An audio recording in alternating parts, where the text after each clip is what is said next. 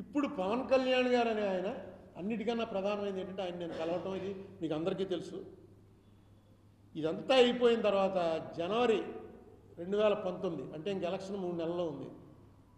మేము ఐలాపురంలో ఒక మీటింగ్ పెట్టాను. నేనే పెట్టాను.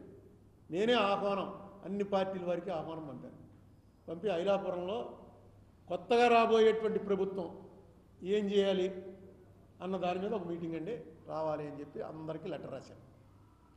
లెటర్ రాస్తే జగన్మోహన్ రెడ్డి పార్టీ వారు మేము రాము, తెలుగుదేశం పార్టీతోటి మేము వేదిక పంచుకోం అని చెప్పేశారు. సిపిఎం పార్టీ వారు మేము రాము, నువ్వు బీజేపీని పిలిచావు కాబట్టి బీజేపీతో మేము వేదిక పంచుకోం అని వాళ్ళు రాలే. చంద్రబాబు నాయుడు గారు 2 మంత్రులను పంపారు, 3 ఐఏఎస్ ఆఫీసర్లను పంపారు. మొత్తం రికార్డు పట్టుకొచ్చారు వాళ్ళు.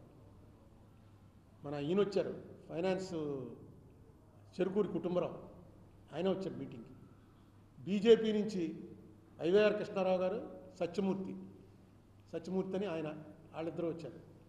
పవన్ కళ్యాణ్ గారి పార్టీకి కూడా లెటర్ రాశారు, మీ పార్టీ నుంచి ఎవరినైనా పంపండి అని. పవన్ కళ్యాణ్ గారు వచ్చాడు, ఎవరినైనా పంపండి అనే రాశాను నేను అన్ని పార్టీలకి, మీ పార్టీ ప్రతినిధిని పంపండి. ఆయనే స్వయంగా వచ్చాడు. లీగల్ పొజిషన్ తెలుసుకోవడం కోసం నేను పర్సనల్గా రిక్వెస్ట్ చేసి చలమేశ్వర్ గారిని పిలిచాను. అప్పటికి జడ్జిగా ఆయన సుప్రీంకోర్టు జడ్జిగా రిటైర్ అయి ఉన్నాడు, చాలా అనుభవం ఉన్నవాడు కాబట్టి ఆయన్ని పిలిచాను, జాస్తి చలమేశ్వర్. ఆయన వచ్చారు.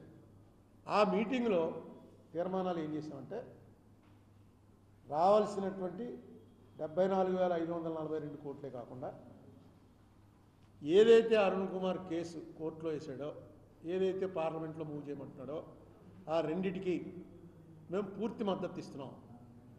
అన్ని పార్టీలు, కొంచెం సిపిఐ వాళ్ళు, ఎందుకంటే ఆ రామకృష్ణ గారు అన్నాడు మేము అప్పుడు సపోర్ట్ చేశాం కదా విభజనని, ఇది విభజన చేసింది తప్పు అన్నది ప్రేయర్ మార్చేశానండి. అది కాదు, కాన్స్టిట్యూషన్ నిలబెట్టకుండా పార్లమెంట్ నడిస్తే రాజకీయ పార్టీలు నోరు మూసుకుంటుంటే అలాగా, నాలాంటి వాడు ఎక్కడ సరిపోతాడు అన్న పాయింట్ మీద వారు కూడా అందరూ ఒప్పుకుని తీర్మానం చేశాం. ఏమని, వెంటనే రాబోయే ప్రభుత్వం దీన్ని సపోర్ట్ చేయాలని. సరే, ఆ ఎలక్షన్లో తెలుగుదేశం పార్టీ ఓడిపోయింది, పవన్ కళ్యాణ్ గారి పార్టీ ఓడిపోయింది, కమ్యూనిస్టు అక్కడికి వచ్చిన వాళ్ళు అందరూ ఓడిపోయారు. కమ్యూనిస్ట్ పార్టీలు, బీజేపీ పార్టీ వాళ్ళు కూడా, అవి కూడా ఓడిపోయి జగన్ పార్టీ అధికారంలోకి వచ్చింది. ఈవేళ నేను ఈ ప్రెస్ మీట్ ఆశతో పెడుతున్నాను. ఇప్పుడు దాకా ఏదో మనం సంవత్సరేకం పెట్టినట్టు, తద్దినం పెట్టినట్టు నేను 2015 18వ తారీఖు నుంచి మొదలుపెట్టాను. ఇది గుర్తుందిగా మీకు, జాంపేట ఉమారామలింగేశ్వరరావు కళ్యాణ మండపం పక్కన మన ఆఫీస్లో ఉన్నప్పుడు సంవత్సరం అయింది. ప్రతి సంవత్సరం ఇదేదో ఒక ఫార్మాలిటీ, అందరం మర్చిపోయినా మనం మర్చిపోకూడదు రాజమండ్రి వాళ్ళం అని పెడుతూనే వచ్చాను 11 ఏళ్ళు. ఇప్పుడు మాత్రం ఆశ వచ్చింది, ఎందుకంటే పవన్ కళ్యాణ్ ఇందులో ఈ ప్రభుత్వంలో పార్ట్నర్గా ఉన్నాడు. ఆయన ఇంపార్టెంట్ పార్ట్నర్గా ఉన్నాడు. ఆయన ఒక్కసారి ఆ సినిమా ఇది తిప్పుతారు కదా, రింగులు తిప్పితే ఫ్లాష్ బ్యాక్లోకి వెళ్తారు.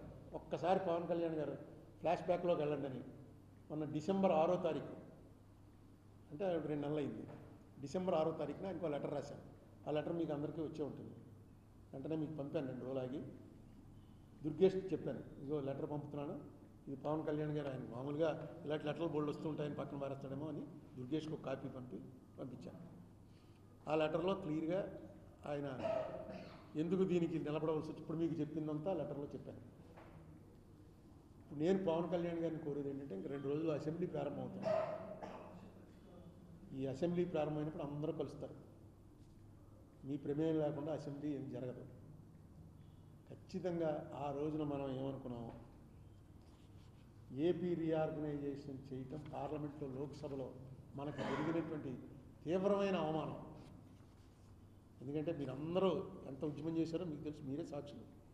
అన్ని పేపర్లు, అన్ని టీవీ ఛానల్స్, అన్ని కాలేజీలు, అన్ని స్కూళ్ళు, ఎన్జిఓలు, లాయర్లు, మేము పొలిటీషియన్స్, మాకైతే రోజు మాకు చేత్కారాలు, బూతులు తిట్టించుకోవడాలు.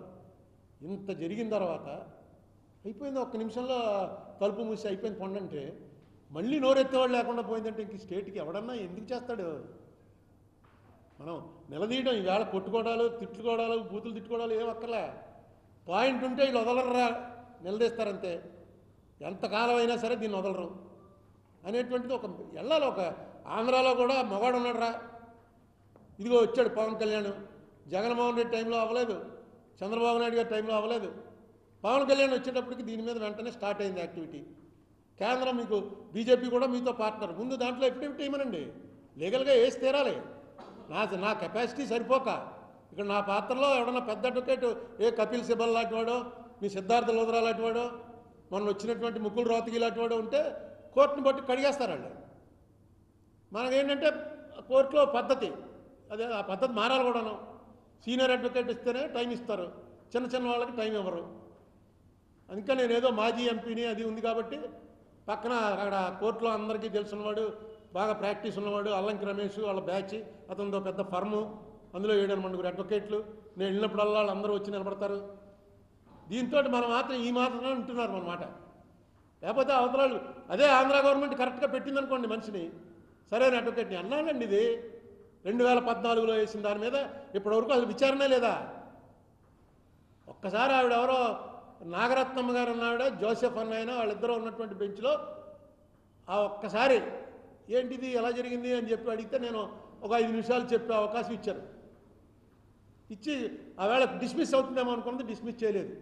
ఎందుకంటే ఇవన్నీ ఏమంటారంటే ఇన్ఫెక్చువస్ అయిపోయింది, ఎన్నో ఏళ్ళు అయిపోయింది, ఆంధ్ర తెలంగాణ అయిపోయింది, ఎవరికి లేని వీడికి ఎందుకండి గొడవ, ఆ గవర్నమెంట్ మాట్లాడదు ఈ గవర్నమెంట్ మాట్లాడదు అంటారు. కానీ అది తప్పది. చరిత్రలో మన మీద పడ్డ వీళ్ళని ఏం చేసినా వీళ్ళేం తిరగబడరా అనేటువంటి మార్క్ ఏదో పడిందో అది తప్పది. ఇవాళ పవన్ కళ్యాణ్ గారి మీద నాకు ఎందుకు నమ్మకం ఉందంటే, నాతో ఆయన చాలా డీటెయిల్డ్గా మాట్లాడాడు. ఆయన డెఫినెట్గా ఈ రోలో మనిషి కాదు, కొత్త మనిషి కాబట్టి చట్ట ప్రకారం మాట్లాడచ్చు. నెక్స్ట్ ఆయనకి ఏవి కూడా దాని ఏమంటారంటే స్కెలిటన్స్ ఇన్ కబోర్డ్స్ అంటారు. అంటే మనకేమన్నా అస్థిపంజరాలు ఉంటే వెనకాల బీరువాలో, అంటే దాని అర్థం ఏంటంటే మన వెనకాల ఏమన్నా స్కాములు, మన వెనకాల ఏమన్నా కేసులు ఇలాంటివి ఉన్నాయనుకోండి, అది విప్పి తీస్తారని మాట్లాడకుండా ఊరుకుంటారు. కంగారు పడి ఎందుకు వచ్చింది మనం ఇదేదో అడిగామనుకో గట్టిగాను, సరే తెలుద్దాం. కానీ మరి దాని సంగతి ఏంటంటే అయ్యి బాబోయ్, నాకు తెలిసి పవన్ కళ్యాణ్ మీద ఏమి లేవు. డెఫినెట్గా పవన్ కళ్యాణ్ ఇందులో చొరవ చూపిస్తారని నమ్మకంతో వేళ కొంచెం గట్టిగా మాడతాను. లేకపోతే 5 నిమిషాల్లో 11 ఏళ్ళు అయింది బాబు అంటే మీరు ఇదేనా గొడవ అని పార్టీ పీకేద్దరు. ఈ గొడవేనండి, ఇది ఎప్పుడు చెప్పే గొడవే కదా అని. కానీ పవన్ కళ్యాణ్ గారు ఖచ్చితంగా, ఎందుకంటే ఇప్పుడు బీజేపీ వాళ్ళు కూడా ఏమంటానికి లేదు, బీజేపీ వాళ్ళే ఎక్కువగా ఈ 10-11 ఏళ్లలో జరిగింది తప్పు అని ఎక్కువగా పార్లమెంట్లో చెప్పింది బీజేపీ వాళ్ళే. ఆఖరి కాశ్మీర్ విభజన చేస్తున్నప్పుడు కూడా దీని కూడా నడిచింది. కాశ్మీర్ విభజన ఇదిగో చర్చ చేస్తున్నాం, మీరు ఎక్కడ చర్చ చేశారు, ఇదిగో ఓటింగ్ పెడుతున్నాం, మీరు ఎక్కడ ఓటింగ్ పెట్టారు అని ప్రతి దాంట్లో ఆంధ్ర ఎలా చేశారు, ఎవడిచ్చాడు మీకు ఆ కాన్స్టిట్యూషనల్ రైట్, మమ్మల్ని అడుగుతారా మీరు అని ప్రతి దానికి రాజ్యసభ, లోక్సభ, మోడీ, అమిత్ షా ఇన్నిసార్లు అన్నా కూడా మనం దాని మీద చర్చ అడగాలి పార్లమెంట్లో, కోర్టులో ఎప్పుడెట్ వేయాలి. వేయకపోతే మీ తరఫున వచ్చే పెద్ద ప్లేడరు గట్టిగా చెప్పాలి. ఇప్పుడు ఎవడైనా పెద్ద అడ్వకేట్ ఒకటి మీరు పెట్టేటప్పటికే అసలు ఒక మూమెంట్ వస్తుంది. ఇది చంద్రబాబు నాయుడు గారు వ్యతిరేకండి జరగదండి అనడానికి ఆయన కాదు, నాతోటి మాట్లాడాడు ఆయన పర్సనల్గా.